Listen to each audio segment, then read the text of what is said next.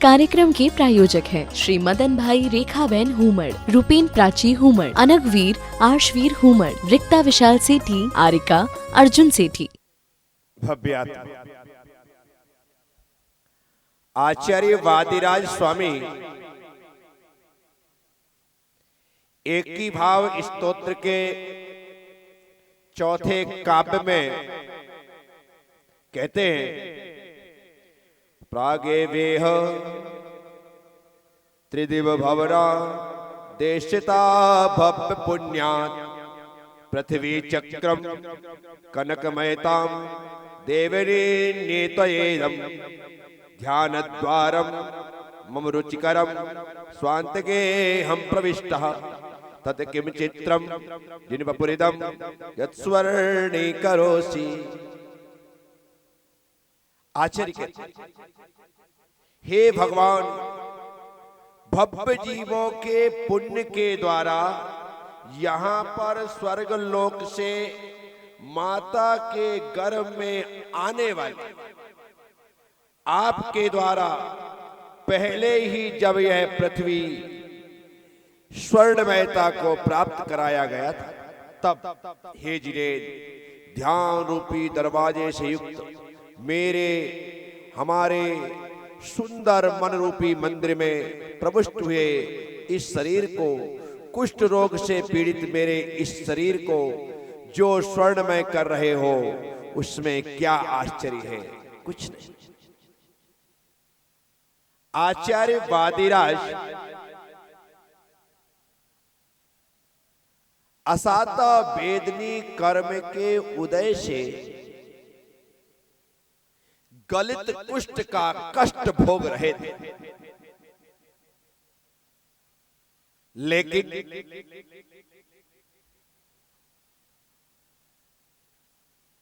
इस असाध्य बीमारी के पश्चात भी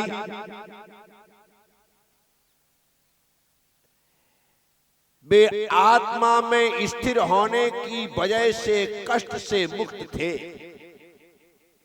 शरीर गल रहा है, शरीर सड़ रहा है, मवाद बह रही है, मक्खियां उन पर मंडरा रही हैं, लेकिन इतना कष्ट जो हमें दिखाई दे रहा है वे उससे मुक्त है।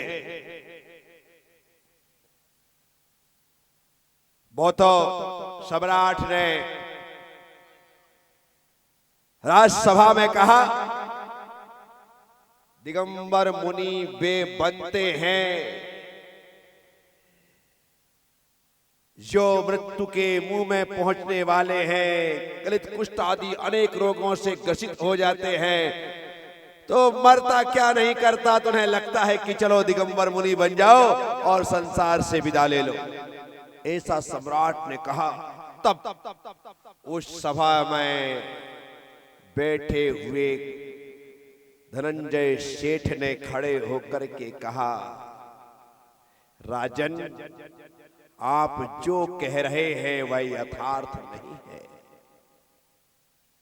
यथार्थ क्या है यह मैं बतलाता हूं। दिगंबर मुनि कुष्ठ से पीड़ित नहीं, उनका शरीर कुष्ठ से ग्रसित नहीं, वे तो कामदेव सी कंचन काया को धारण करने वाले होते।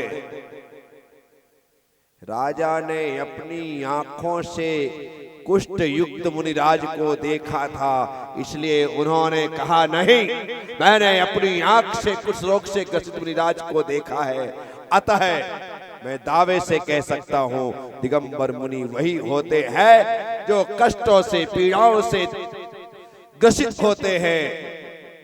तब धनंजय सेठ ने कहा, राजन, आपको दृष्टि भ्रम हो गया,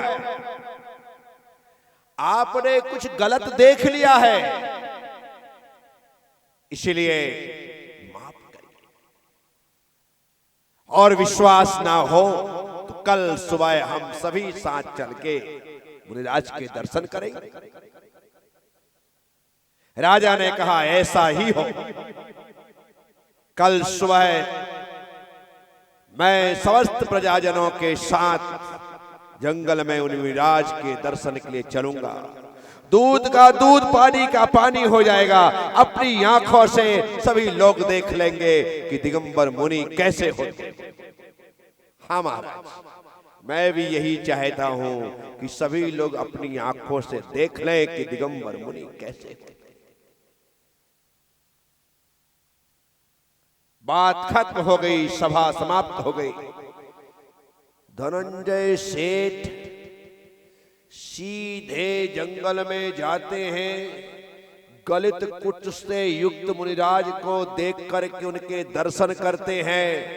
कहते हैं गुरुदेव, आपसे सबसे पहले तुम्हें क्षमा याचना करता हूं। ऐसी क्या गलती की है आपने जो मुझसे क्षमा मांग रहे हो?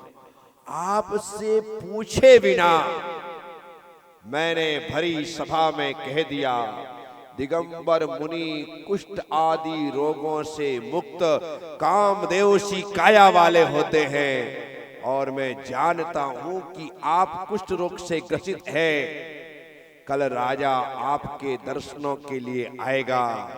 अब आपके ऊपर है कि इस मुद्रा का राजा दर्शन करे या कामदेव सी कंचन काया का राजा दर्शन करे।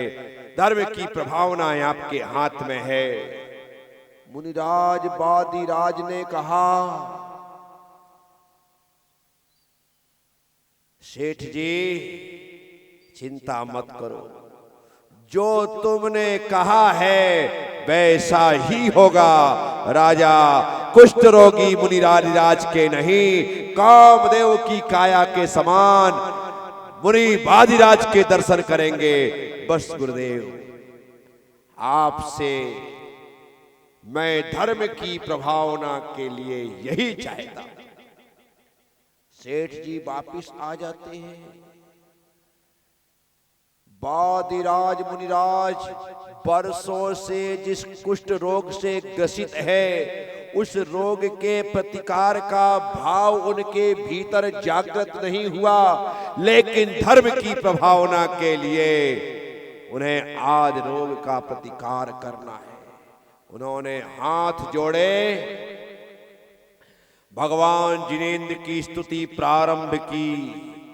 एक ही भाव स्तोत्र की रचना करते हुए उन्होंने भगवान की वंदना की, और देखते ही देखते उनकी कोढ़ी काया कंचन सी चमकने लगी, कंचनमयी हो गई। दूसरे दिन सुबह जब राजा प्रजा के साथ मुनिराज को देखने के लिए आया, तो राजा की आंखें खुली की खुली रह गई। ओ, मैंने जो देखा था वह सत्य था, या मैं जो देख रहा हूं यह सत्य है? राजा को अपनी आंखों पर विश्वास नहीं हुआ। मंत्रियों से पूछा, क्या देख रहे हैं आप?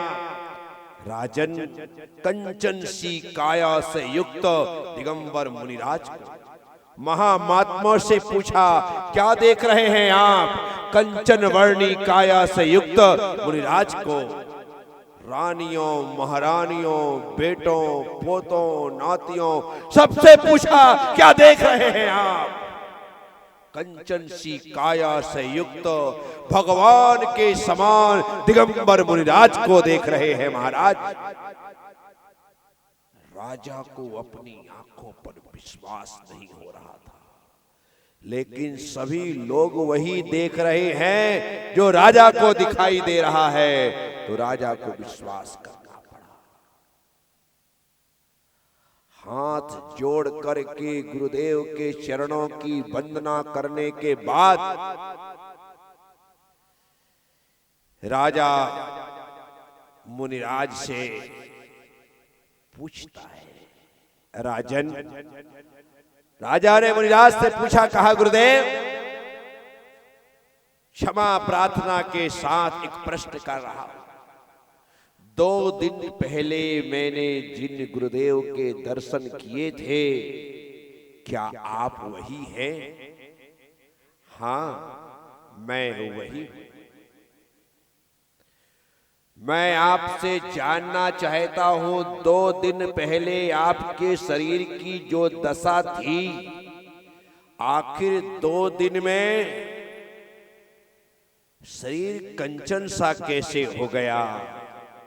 तब वादिराज मुनिराज कहते हैं, राजन, भगवान की भक्ति में सब कुछ संभव है और मैंने यह फल भगवान की भक्ति से प्राप्त किया है। भगवान की भक्ति की मेरी यह काया कंचन सी हो गई। मुनिवर, जब भगवान की भक्ति से आपकी काया कंचन सी हो गई, तो जब आपको गलित कुष्ठ हुआ था, तब आपने भगवान की भक्ति को करते हुए काया को कंचन क्यों नहीं बनाया? तब मुनिराज ने कहा, मैंने जो मुनि व्रत धारण किए हैं, एक काया को कंचन बनाने के लिए नहीं, मैंने आत्मा को कंचन बनाने के लिए धारण किए हैं। और अपनी तपस्या से, अपनी साधना से मैं अपनी आत्मा को कंचन बना चुका हूं। लेकिन धर्म की प्रभावना के लिए मेरे भक्त ने मुझसे कहा, गुरुदेव, आपकी आत्मा तो कंचन की है, इस काया को भी कंचन की बनाना पड़ेगी, तभी जाकर के जिन शासन कंचन सा चमकता और दमकता नजर आएगा। इतना मैंने अपने भक्त के मुख से सुना और मैंने अपनी काया को भी कंचन सा बना लिया।